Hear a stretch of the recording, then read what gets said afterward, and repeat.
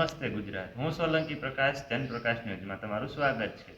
તો આપણે એક નોટિસ કરી છે વાત કે ભાઈ ગુજરાતી ક્રિએટરોએ આ વાત ઉપર વાત નથી કરી, તો આપણે એ વાત ઉપર કરવાના છીએ કે ભાઈ સીજેપી અથવા તો સોનમ વાંગચુક તે કોકરોચ જનતા પાર્ટી સાથે મળીને તેને સમર્થન આપીને અનશન ઉપર બેઠા છે. તો છેલ્લા 18 દિવસથી તે અનશન કરે છે અને પોતાની માંગો સરકાર સુધી પહોંચાડવાનું કામ કરે છે, પણ સરકાર સાંભળતી નથી. તો વાત છે હજારો લોકોના ભવિષ્ય, ચેન્જીસના ભવિષ્યની વાત છે કે વારંવાર પેપર લીક થાય છે, સરકાર બેરોજગારી દૂર કરી નથી શકતી અને એજ્યુકેશન સિસ્ટમમાં બદલાવ લાવવાની જરૂર છે.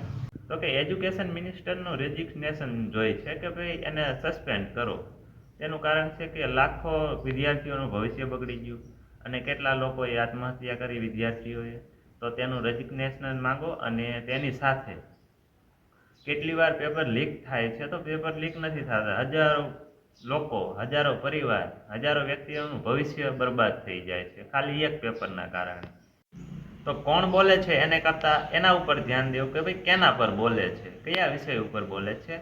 તો આપણે વાત કરવાના સોનમ વાંગચુક વિશે. સોનમ વાંગચુક એક સાયન્ટિસ્ટ છે, આ દેશનો એક એવો વ્યક્તિ જે લદ્દાખમાં રહે છે અને એક સાયન્ટિસ્ટ તરીકે પોતાના દેશને એવી ઉપલબ્ધિ પ્રાપ્ત કરાવી છે જે કદાચ બીજો વ્યક્તિ કોઈ ના કરી શકે. ને તે આજ એજ્યુકેશન ઉપર ભૂખ હડતાલ ઉપર બેઠો છે, અનશન ઉપર બેઠો છે. છેલ્લા 18 દિવસથી તે અનશન ઉપર બેઠો છે અને સરકાર જવાબ દેવા તૈયાર નથી.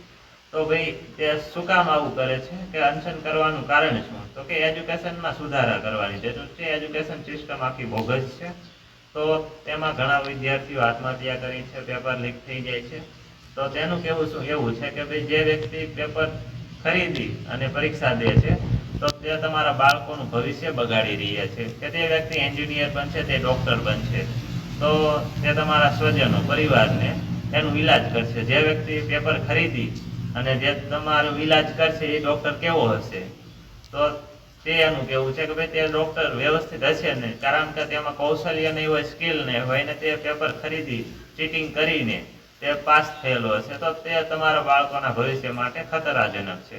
અને વાત રહી એન્જિનિયર પણ તે બનશે, તો એન્જિનિયર બનશે તો તે તમારા ઘર બનાવશે, બિલ્ડિંગ, સોસાયટી અને તમારા ભવનો બનાવશે, તો તે તમારી આવનારી પેઢીને નુકસાનકારક છે, કારણ કે તે ટકી નહીં શકે ને તે ગરીબ પડી જશે અથવા તો તમારી પેઢીને મારી નાખશે, કારણ કે તે આવનારી પેઢી ઉપર ખતરો છે, કારણ કે તે એન્જિનિયરને કૌશલ્ય છે નહીં અને જે સ્કિલ વાળા વિદ્યાર્થી છે તે ક્યાંક ક્લાર્કની નોકરી કરતા હશે અને જેમાં ખરેખર કૌશલ્ય છે તે ખરેખર 10 થી 15,000 રૂપિયાની નોકરી કરતો હોય. જેને સ્કિલ છે તેને નોકરી મળવાની નથી, પેપર લીક થઈ જાય છે અને ભ્રષ્ટાચાર આપણા દેશમાં વધી ગયો છે.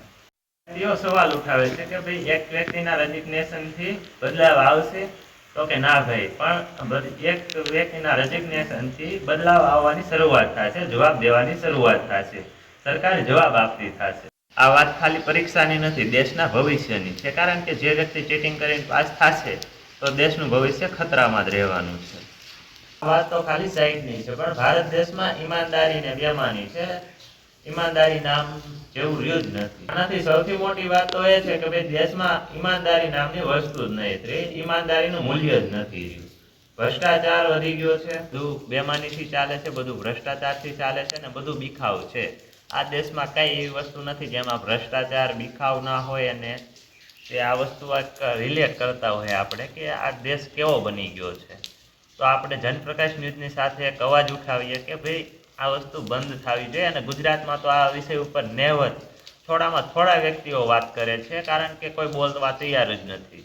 તો હું સોલંકી પ્રકાશ જનપ્રકાશ ન્યૂઝની સાથે એક નવો અવાજ ઉઠાવી રહ્યા છીએ અને મારે તમને બધાને નમ્ર વિનંતી છે કે ભાઈ સોનમ વાંગચુકને તમે બચાવી લ્યો, કારણ કે એવો વ્યક્તિ એ દેશનો સાયન્ટિસ્ટ યોજાય છે જેને દેશના બાળકો માટે, લદ્દાખ હોય, લદ્દાખના બાળકો માટે, દેશના એજ્યુકેશન સિસ્ટમ માટે તે બોલે છે.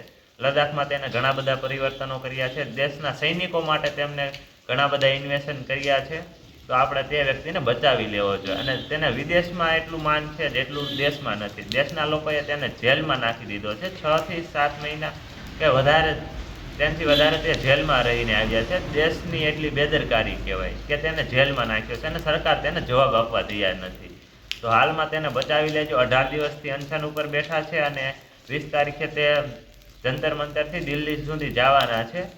તો તે અનશન કરે છે અને 20 તારીખે રાષ્ટ્રીય ભવને જવાના છે પોતાનું વાત રાખવા માટે. કારણ કે સરકાર તો જવાબ આપતી નથી, તો પોતાની વાત આગલા લેવલે લઈ જવાના છે. તો પદયાત્રા ચાલુ થવાની છે અને તેમાં વધારે ને વધારે લોકો જોડાય એવી આપણી દિલ્હી ઈચ્છા છે. કારણ કે પોતાના દેશ માટે બોલે છે, પોતાના વિદ્યાર્થીના ભવિષ્ય માટે બોલે છે, તો એ વ્યક્તિ સાથે આપણે જોડાવવું જોઈએ, તેને સમર્થન કરવું જોઈએ. તો આપણે તે વ્યક્તિને બચાવી લેવો જોઈએ. આપણા દેશનું રતન કહેવાય, કારણ કે તે વ્યક્તિ બીજો કોઈ નહીં મળે. તો જય હિન્દ, જય ભારત. હું સોલંકી પ્રકાશ, જનપ્રકાશ ન્યૂઝમાં અંત સુધી જોડાવા માટે આભાર. અને લાઇક, શેર અને સબસ્ક્રાઈબ કરતા રહેજો. અને આવા નવા ટોપિક હું લાવતો રહીશ. તો થેન્ક યુ ફોર વોચિંગ.